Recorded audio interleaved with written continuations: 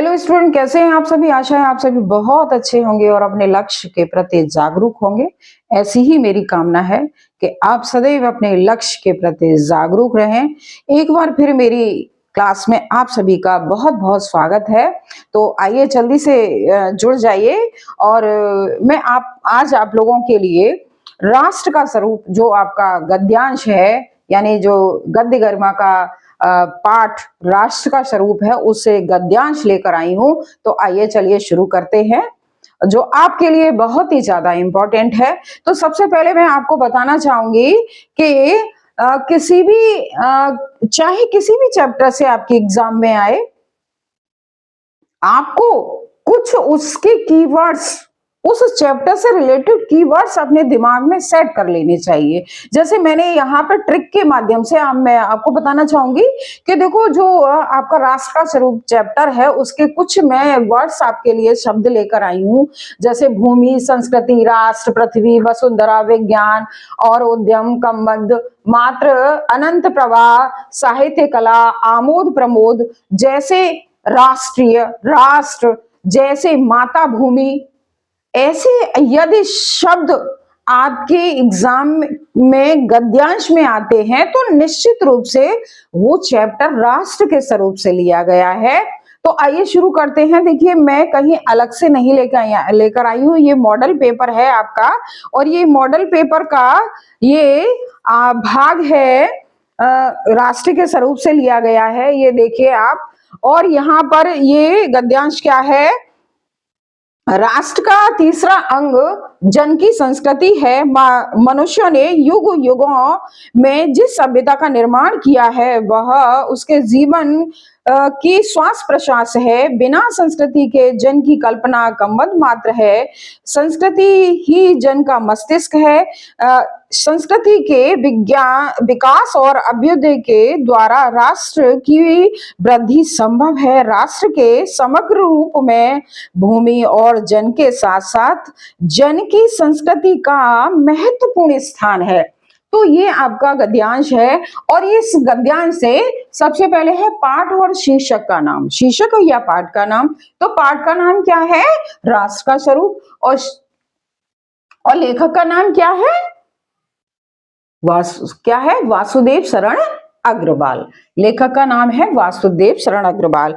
अब अगला क्वेश्चन इसमें बनता है आपका, राष्ट्र का तीसरा अंग क्या है। राष्ट्र का तीसरा अंग क्या है, तो राष्ट्र का तीसरा अंग क्या है, जन की संस्कृति है। देखो यहाँ पहली लाइन पे है, राष्ट्र का तीसरा अंग क्या है, जन की संस्कृति है। अगला क्वेश्चन बनता है आपका, राष्ट्र का विकास किसके द्वारा संभव है। तो राष्ट्र का विकास किसके द्वारा संभव है, राष्ट्र का विकास संस्कृति के विकास और अभ्युदय के द्वारा ही क्या है, संभव है। और अब अगला क्वेश्चन है आपका यहाँ पर नंबर 4, जन का मस्तिष्क क्या है। जन का मस्तिष्क क्या है, तो जन का मस्तिष्क संस्कृति ही क्या है, जन का मस्तिष्क है। क्योंकि जब तक मनुष्य संस्कृति का पालन नहीं करेगा, संस्कृति को नहीं सीखेगा, तब तक वो अपने जीवन में क्या उन्नति नहीं कर सकता। अब आगे का क्वेश्चन बनता है, रेखांकित अंश की व्याख्या कीजिए। अब रेखांकित अंश में तो कोई भी लाइन आपको दे दी जाएगी, तो उसके मीनिंग्स आप देख लीजिएगा और उससे रिलेटेड आप उसका आंसर लिख दीजिएगा। अब अगला क्वेश्चन आपका बनता है 5 कि कमंद मात्र का अर्थ लिखिए तथा अभ्युदय की संधि विच्छेद कीजिए। अभ्युदय की, तो देखिए कमंद मात्र का मतलब होता है, क्या होता है, धड़ होता है। क्या होता है, धड़, और यानी कि सिर के बिना शरीर। धड़ का मतलब क्या होता है, सिर के बिना शरीर, यानी धड़। अब है दूसरा है कि अभ्युदय की संधि विच्छेद कीजिए। तो जब आप अभ्युदय की संधि विच्छेद करेंगे तो क्या बनेगा, अभि प्लस उदय। क्या बनेगा, अभि प्लस उदय, और इसमें यण संधि है। कौन सी संधि है, इसमें यण संधि है। तो ये आपके लिए बहुत ही आवश्यक जरूरी है। अच्छा, अब हम दूसरा गद्यांश ले लेते हैं जो आपके नंबर में 10 पेपर में 10 नंबर का आता है। तो आइए शुरू करते हैं। अब मैं ये दूसरा पेपर लेकर आई हूं आपके लिए। ये देखिए, यहां से स्टार्ट है ये दूसरा पेपर। यह प्रणाम भाव ही अधःपतन को सूचित करता है। यह प्रणाम भाव भी अधःपतन को सूचित करता है। तो गद्यांश क्या है इसमें?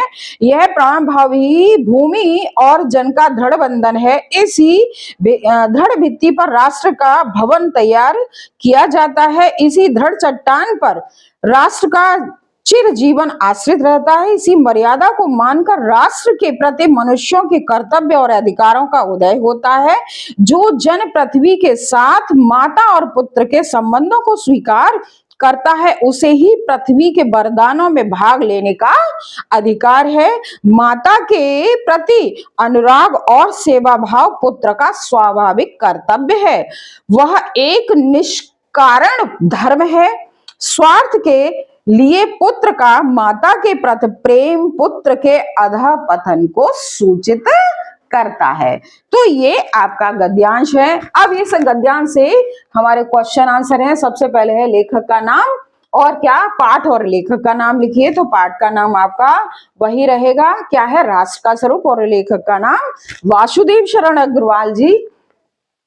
अब है रेखांकित अंश की व्याख्या कीजिए। तो मैं रेखांकित अंश आपको पढ़ के सुना रही है। इसमें क्या है कि जो जन पृथ्वी के साथ माता और पुत्र के संबंध को स्वीकार करता है, उसे ही पृथ्वी के वरदानों में भाग लेने का अधिकार है।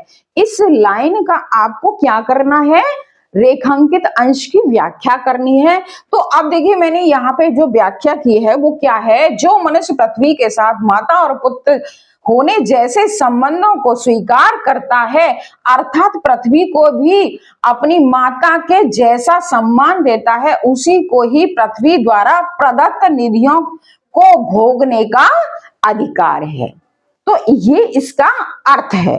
अब आगे का क्वेश्चन इसमें बनता है, स्वार्थ के लिए पुत्र का माता के प्रति प्रेम क्या सूचित करता है? स्वार्थ के लिए पुत्र का माता के प्रति प्रेम क्या सूचित करता है? तो क्या सूचित करता है कि जो पुत्र किसी स्वार्थ के वशीभूत होकर अपनी माता से प्रेम करता है तो उसके चरित्र के पतन को सूचित करता है। तो उसके चरित्र के यानी पुत्र के चरित्र का पतन होता है, यानी वो अपने चरित्र के पतन को ही सूचित करता है। क्योंकि माता क्योंकि जन्मदायिनी है, ठीक वैसे ही हमारी जो धरती माता है, वो जैसे माता हमारा पालन पोषण करती है, ठीक वैसे धरती माँ भी हम सबका पालन पोषण करती है। क्योंकि उसके गर्भ में अमूल्य निधियां छुपी हुई हैं और उन निधियों के द्वारा ही हम अपने जीवन का भरण पोषण करते हैं। तो इसीलिए यहाँ ये कहा गया है। अब चौथा क्वेश्चन आपका क्या बनता है? भूमि और जन का दृढ़ बंधन क्या है? भूमि और जन का दृढ़ बंधन क्या है? तो पुत्र माता पृथ्वी के प्रति श्रद्धा से भरा हुआ प्रणाम भाव ही भूमि और जन का दृढ़ बंधन क्या है? दृढ़ संबंध है या दृढ़ बंधन है, एक ही बात है।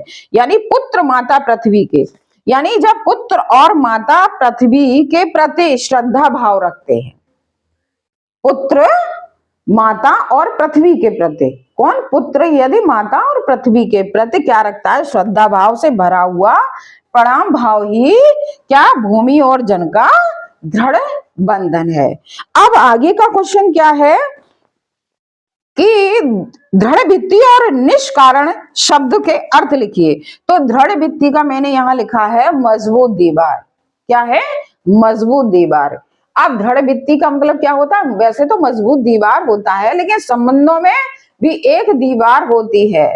संबंधों की दीवार भी मजबूत होनी चाहिए। और निष्कारण का अर्थ है बिना कारण के। क्या? कारण रहित या बिना कारण के या बिना कारण, इसका अर्थ है।